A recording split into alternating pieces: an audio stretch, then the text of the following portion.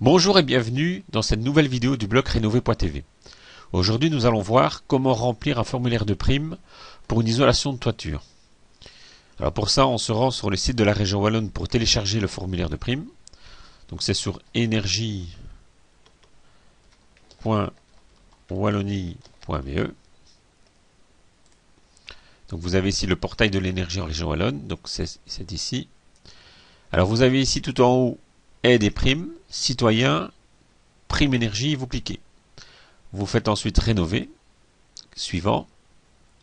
Vous choisissez isolation, ventilation, suivant. Et ici tout en haut vous avez isolation de toit, 2012. On clique dessus. Et donc on arrive sur la page qui explique les primes énergie pour une isolation de toiture. Alors, vous avez deux possibilités. Soit vous remplissez le formulaire en ligne, donc c'est ici. Et donc vous cliquez sur ce lien isolation du toit et vous allez accéder à un espace où vous devrez mettre un login et un mot de passe pour rentrer dans l'espace personnel de la région Wallonne. Alors pour ça, vous devez d'abord au préalable vous enregistrer, c'est assez simple, vous mettez votre adresse mail et on va vous envoyer, vous mettez un mot de passe, le site va vous envoyer un mail. Dans ce mail, il y a un lien de confirmation, vous cliquez dessus et ensuite vous retournez sur le site de la région Wallonne et vous vous loguez pour aller dans votre espace personnel et remplir le formulaire. Nous, on ne va pas faire comme ça, on va télécharger le formulaire ici et on va le remplir. Donc je vais expliquer après comment on remplit le formulaire. Le fait que vous le remplissiez en ligne ou que vous téléchargez le formulaire, c'est exactement la même chose, vous allez remplir les mêmes renseignements. Alors, petite précision, il faut savoir qu'il y a deux possibilités au niveau de l'isolation de toiture. Vous pouvez faire soit les travaux vous-même, ou soit faire les travaux par entreprise.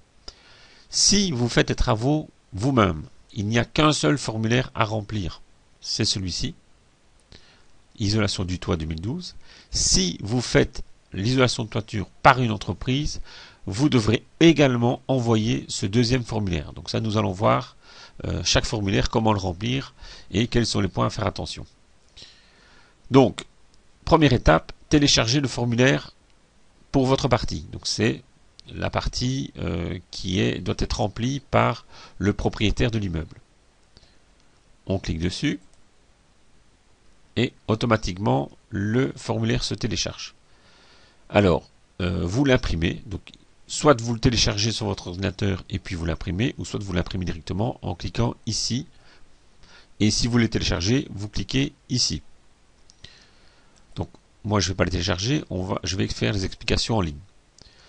Alors, toute première chose, vous avez ici l'adresse à laquelle vous devrez renvoyer votre formulaire ou les deux formulaires, si vous faites l'isolation de toiture par une entreprise. Vous avez donc l'objet, donc on vous explique ici isolation du toit. On vous explique à quel public c'est accessible, donc toute personne physique ou morale. Voilà. Vous avez le montant des primes ici. Donc vous voyez ici que la prime ne sera pas la même si vous avez une épaisseur d'isolante plus importante ou moins importante.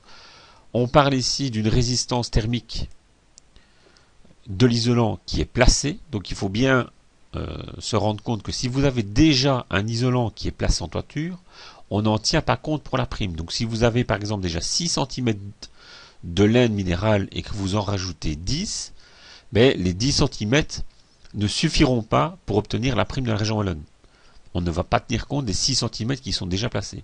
En général, au niveau d'une laine minérale, il faut au minimum 15 cm pour obtenir une prime. C'est en fonction en fait du coefficient de l'isolant. Donc c'est ce qu'on appelle le lambda. Et donc le lambda et en fonction de l'épaisseur d'isolant va vous donner un R qui est la résistance thermique de l'isolant. Donc ici on va faire un petit arrêt et je vais vous expliquer un petit peu la formule d'un isolant pour pouvoir savoir s'il est accepté par la région Wallonne, en tout cas si l'épaisseur que vous allez mettre est acceptée et valable pour obtenir la prime de la région Wallonne.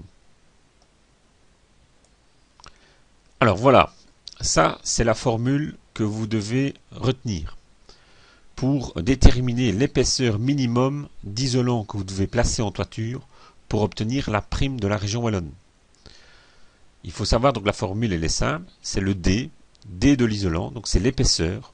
Donc vous voyez ici l'épaisseur de l'isolant qui est exprimée en mètres. Donc si vous avez un isolant qui fait 10 cm, ce sera 0,1 mètre. Ensuite, vous avez le R, qui est la résistance thermique de l'isolant. Donc ça, c'est ce qu'on a vu juste avant dans le formulaire de la prime. C'est ce que demande la région wallonne et c'est sur ce critère-là que sera attribuée la prime de la région wallonne. Et puis, vous avez le lambda de l'isolant, qui est le coefficient de conductivité thermique de l'isolant. Ce coefficient, lambda, varie pour chaque isolant. Donc ce n'est pas le même pour chaque isolant. Donc, si le lambda varie et que le R est constant, vous allez avoir l'épaisseur qui va varier. On va prendre un exemple tout de suite. Donc pour l'exemple, nous allons prendre un panneau Knauf, mais c'est un isolant qui est du polystyrène. Donc c'est une sorte de frigolite. Et donc on peut mettre ça dans un mur, on peut mettre ça, bon, pas forcément dans une toiture, mais même, bon, ça peut se faire aussi, hein. Donc c'est ce genre de polystyrène peut être utilisé un petit peu partout. Mais ici c'est bien pour vous montrer comment fonctionne le lambda, le R et l'épaisseur de l'isolant. Donc la première chose que vous devez faire, c'est demander la fiche technique du produit qui va être mis en toiture. Dans cette fiche technique, vous allez trouver une valeur qui est généralement sur la fiche technique et sur toutes les fiches techniques, en tout cas toutes les fiches techniques des produits très connus. Et vous voyez ici, coefficient de conductivité thermique lambda 0,032. Voilà. Maintenant, revenons à ce que la région wallonne demande. Donc la région wallonne demande ici une résistance thermique soit supérieure ou égale à 3,5 ou soit supérieure ou égale à 4. Donc on va prendre par exemple 4. Donc on va prendre un R de 4. On a le coefficient de conductivité thermique qui est à 0,032. Donc si on reprend notre formule, R égale 4 fois 0,032, et donc nous allons trouver l'épaisseur minimum que vous devez mettre comme isolant en toiture pour obtenir la prime maximum. Donc si je prends un R D, donc qui est l'épaisseur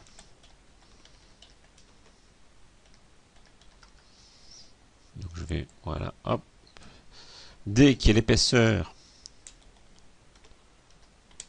en mètres est égal à R fois le lambda. Le R, il vaut 4 et le lambda, il vaut 0,032. Voilà. Donc nous avons comme réponse 4 fois 0,032, ce qui fait que la réponse est de 0,128 mètres, soit une épaisseur minimum de 12,8 cm pour cet isolant. Si vous choisissez un autre isolant, vous allez avoir un lambda ici qui va être différent, et donc l'épaisseur ici sera différente. Plus le lambda ici est petit, plus l'épaisseur ici qui sera demandée pour obtenir la prime de la région wallonne sera petit. Donc ça c'est très important à savoir. Il ne faut pas mettre n'importe quel type d'isolant et n'importe quelle épaisseur en toiture si vous voulez avoir une prime de la région wallonne. Donc si on en revient à notre formulaire de prime, si vous voulez avoir la prime maximum, il faut avoir, pour l'isolant que nous avons pris comme exemple, au minimum 12,8. Bon, 12,8, ça n'existe pas dans les standards quand on achète l'isolant. Donc c'est généralement, ce sera peut-être 14, ce sera peut-être 15, ce sera peut-être 20. Donc ça dépendra des isolants. Mais 12,8, ça n'existe pas. Donc vous devez toujours prendre une épaisseur supérieure à l'épaisseur minimum demandée. Ensuite, vous avez les primes qui sont fonction, si vous faites l'isolation de toiture par vous-même ou l'isolation de toiture par une entreprise.